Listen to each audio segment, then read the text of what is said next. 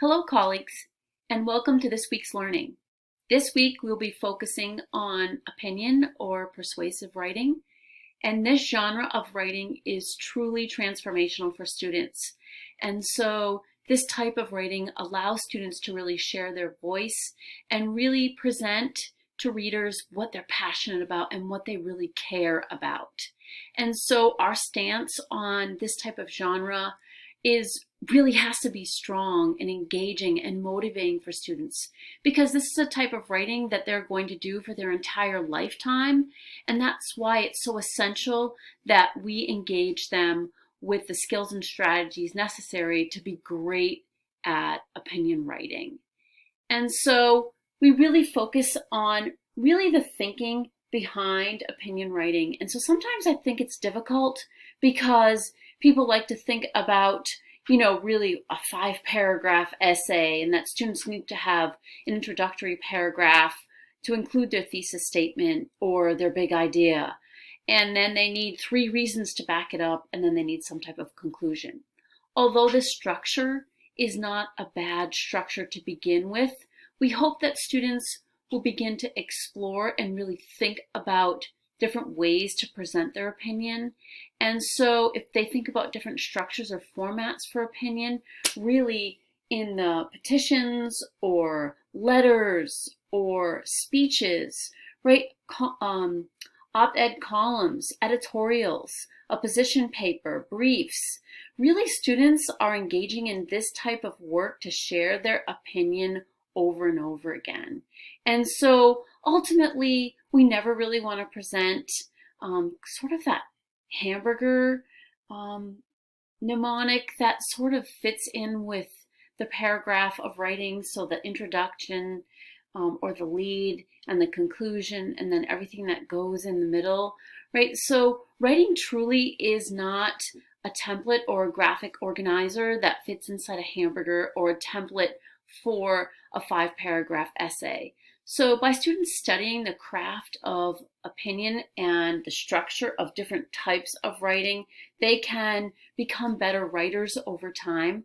Obviously, our youngest friends are going to present their opinion or about a topic or about books or about a restaurant or about food, right? Anything that they're really passionate about, they're obviously going to present that with pictures and words, and not really in these types of formats. But the work that we do with our youngest students are the foundational skills that lead them to this type of more in-depth work as writers later on. How do we engage our opinion or persuasive writers? So think for a minute, how do you engage the writers in your classroom? How do you get them to create their voice and really share their passions? And truly, Carl Anderson, who is a leading expert in the area of writing, he shares this quote, and this is a quote of him from one of his texts. Kids can't write about a good lit essay or literature essay, or I say any essay, on a book or a topic that they don't care about. So they truly have to be engaged in their topic. So whatever it is that they're passionate about, or whatever book that they love, or restaurant, or food, whatever really inspires them, this is really where we need to engage students and let them explore different ideas, different people's voices, explore different readings, explore various types of literature in order for students to really think deeply about their topic and really sort of engage in a shared mission, because that voice is really going to support them in really thinking about their topic and what they'd like to share about it. So we know authors typically don't just write just to write. I mean, some of them enjoy it, but typically they have some type of agenda or reason that they care about a topic. So no matter what piece of literature that we pick up, or what speech or what article, there's a voice and a mission sort of behind that work. And so last week we did some studying around informational texts. And so I talked to you a little bit opening up the idea that even an informational writer typically has some type of opinion nestled inside of their work. And so I want to share just a couple texts with you. And these are picture books that students are typically engaged in during interactive read-alouds, things that they're exposed to during their book clubs or partner work or independent reading time. And really, we want to expose them to the idea that as we are teaching and as we are engaging people in our ideas and our voice around topics, that we really are sharing a deeper opinion or a mission around the work. So even as students are learning about gorillas, right? So here's a picture book. Really, students absolutely love this because the illustrations and the photographs are so detailed. And kids love to study and learn about animals. And so as they're thinking through, where these animals are found, and using informational text and the structure of informational text to learn about this topic, still at the end of the text is this last section on how can people help gorillas. So we see the opinion writing really come at the end of an informational picture book, which creates that lens for environmental safety or a mission to keep these animals safe. And so after they've learned all kinds of information around the topic, then here's their sort of call to action at the end of the text in what you can do to support these animals and how you can keep the environment clean to support the environment for these animals. So regardless of whether it's an informational text or an opinion piece, the opinion sort of lives within these texts. And so as we begin to ask students, so why did the author really write this book, right? So many students will say, to teach us about gorillas, right? But then it's sort of that call to action or that mission at the end. And just about all of the informational text, sort of has this lens. So this book was really written to teach the life cycle of a frog. But again, at the end, we have helping our frog friends. So as students are creating informational texts, they're going to, again, be practicing that opinion or persuasive writing at the end. So this is a lifelong skill that our students really need to get better at as they develop their skills and strategies over time. So foundationally, opening up their or building their schema around this idea in even kindergarten and first grade really helps students to lay that foundation as they engage in deeper work in grades 3 to 12 and even beyond. As students start to engage in this type of work, they really have big ideas around topics or around their ideas initially, even if it's just through oral conversations. They sort of have the idea around what would be the best pet to have, or what's the best flavor ice cream they like, or shoulds and shouldn'ts. What kids should do in school or what shouldn't they do? Should you talk when the teacher's talking? Should you say mean things to your friends? So those types of shoulds and shouldn'ts really sort of impact students' beliefs and values. And as they're listening and learning and collecting information, we always sort of want them to lead through their lives with a lens of inquiry. So what kinds of questions do they have? Why do people think so? And so as opinion writers, they're sort of having those big ideas and they're sort of giving you the reasons why in the writing and really engaging their audience with the reasons why with that collecting of information, and sort of at the end in their conclusion really sort of repeating that opinion at the end and then sort of backing up with some type of summary. What we really want them to have is an informed viewpoint. And some of our youngest learners, we really need to scaffold that viewpoint or the ideas around a topic.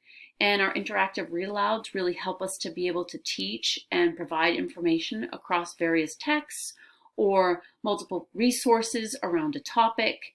And then really thinking about text choice, like what's appropriate, what's engaging for students, and what's going to provide them with multiple viewpoints around a topic so that as readers, they can really engage in this deep level of thinking and really impact their beliefs and values and engage in that questioning, and then again be able to engage in that writing regardless of what level they are at as writers.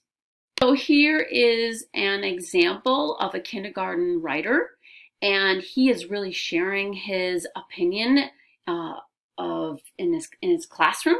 This is from Reading Writing Project and an example of kindergarten writing posted in the Lucy Calkins Units of Study. And so you can see that he is conveying his voice by saying, do not drop markers, right? So you're not just going over and picking up markers and dropping them. So you can see the meaning in his illustration and really sort of those identifying markers, right? So almost using text features to be able to support us, his audience, in being able to convey his message. And then really this is really what you should do. Like, check this off, like hold on to those markers. So at a very young age and in our primary grades, our writers are really able to convey this message. So even a next step for this writer, right, in thinking about his goals, right? So, boy, I really noticed in your writing, and I might talk about the text features that he used, but then just say, but I was wondering, as we're thinking about our character, is he happy he's dropping the markers or is he sad? So our lesson might be around conveying emotion in our characters as we're thinking about the message that we're trying to convey for our readers. So there's always a next step for our writers in a way to revise or make their writing better, or to simply get them to think about this. So in kindergarten, I wouldn't expect this writer to go back and make this change. It wouldn't be mandatory, but it might be something that I would continue to have a conversation with them about, and hoping that maybe in this piece they might revise it, or perhaps in the next piece they might think more deeply about thinking about characters' emotions as they're trying to convey this meaning. So simple strategies for our primary grade school students that really scaffold this opinion writing or this persuasive writing work really lives initially in the pictures and really commanding some initial writing to be able to support the pictures and illustrations. But you can see for our preschool friends, we might just have pictures and not any writing in our beginning kindergartners. And first graders might expand and elaborate on that, like what would happen if you did, or why it's important not to. Other kids might be wanting to use these markers, right? So as we're engaging them in this type of work, we would be expecting that they would be able to write with more stamina and be able to include much more information as writers.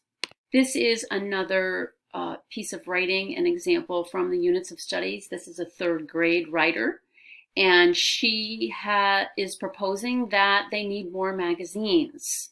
And so if we think about her lead, right, so this could be a draft, this could be, and I'm not sure the work that led up to this particular piece, but she definitely has a thesis statement, right? We need more magazines so we can have the newest information. And then she tries to give some examples. Like, for example, we could learn the newest information about animals. Like if a panda had a baby, we could not see that in a book. So we could see that in the kind of information in a magazine. So she goes on to give more information and then sort of summarizes her thinking at the end. So we can see that she doesn't have illustrations here. She sort of moved up in the expectations with giving some type of examples or reasons why to support her opinion.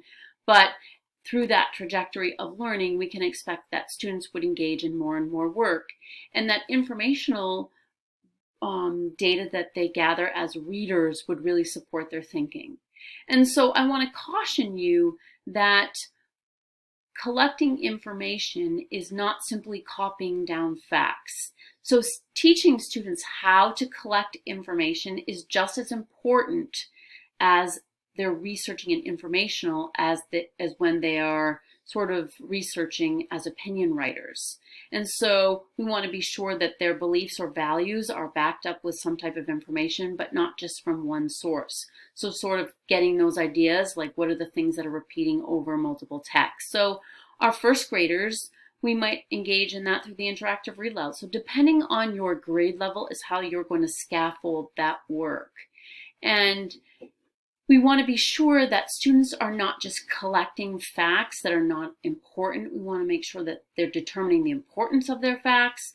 They're actually thinking about the essential information that fits in with their thesis or big idea or whatever it is that they're trying to share, and that we are supporting them in that process so they're not just note-taking in a graphic organizer or creating note cards that they can't manage or handle. We want to make sure that the strategies that they use support them in their in collecting their work, that it feels developmentally appropriate. And so sometimes something kinesthetic is really useful for students. So they may have a 2-pocket folder, and they might engage in collecting facts around, let's just say, how an animal looks. And then we might collect facts around their environment, right? So depending on their topics and their subtopics, we might have that kinesthetic process so as they're sort of stopping and jotting and collecting. Sometimes what happens is our students get so overwhelmed when they're collecting this data, they're not sure exactly where it fits, they have too much data, they can't manage it. So if we think of that trajectory and that process of starting again and again in a new piece, as we lift just one small goal for students and not having it be such an overwhelming process, that one piece carries over for weeks and weeks, we want to be sure that students are engaging in a new piece, especially in the primary grades, every day, every other day. Kindergartners can start a new piece almost every other day and not continually go back to the same piece.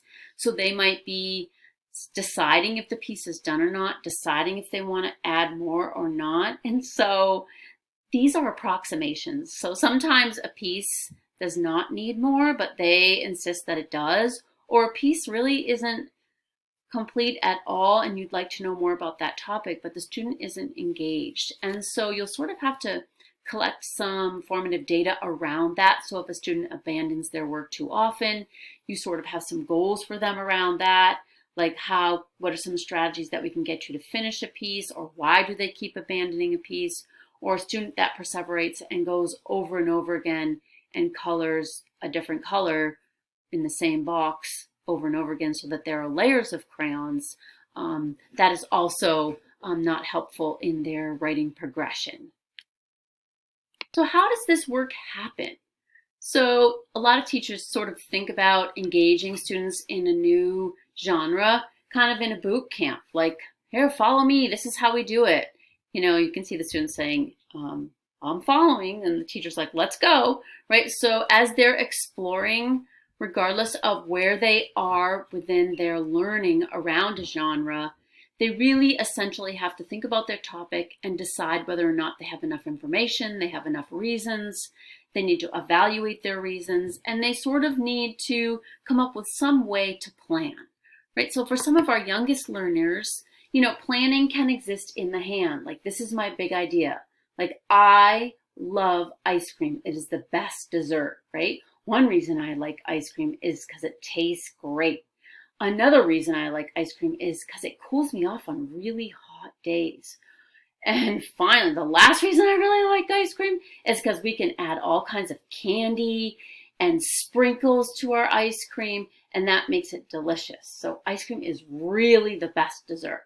So we can teach kids how to talk through and orally rehearse, and hopefully show them how it transfers onto each page, right? So within that piece, this is where that writing would go, that's where that talk would go. Obviously, over time, writers are going to need some type of way to collect their thinking, whether it's files, whether it's envelopes, whatever their strategies are. Many students engage in simply boxes and bullets, and they can use that to sort of think through their ideas and sort of jot even their whole piece. They can create a box and bullet for paragraphs. And so we want to think of this as being a very quick way to plan. If our students engage all of their energy in the plan and add all of the details we want to see in the writing, it's sort of a balancing act because they've put so much effort into the plan that they do not add it to their writing. Sometimes if the plan is too brief developmentally, they just add 1 or 2 words to their writing, and that's not enough of an elaboration in their writing as well. So setting writing goals is really sort of a difficult process, but really thinking about our students, using our formative data and teaching into and adjusting our practice. So as we're sort of engaging them through this boot camp, really thinking about when do I need to add more, or like it tastes really good. I really like the way it tastes, right? So those are sort of the same thing. So almost making mistakes and leading students through the process through an interactive writing is really helpful. And then again, showing them a mentor piece, right? So this is my friend Jonathan, right? So he wants people to take care of the materials that we have in our classroom. Look at how he did this work, right? He drew some pictures, right? So you can talk them through multiple pieces so that students understand in the launch of a genre, your expectations and what you're looking for, right? So this person has 3 different paragraphs, right? So they gave their thesis or big idea, right? And then you could even go back to this piece as you continue to teach elaboration strategies. What's an interesting fact that we could add here, right? So any way that you can support and scaffold so that the invisible process becomes visible to students.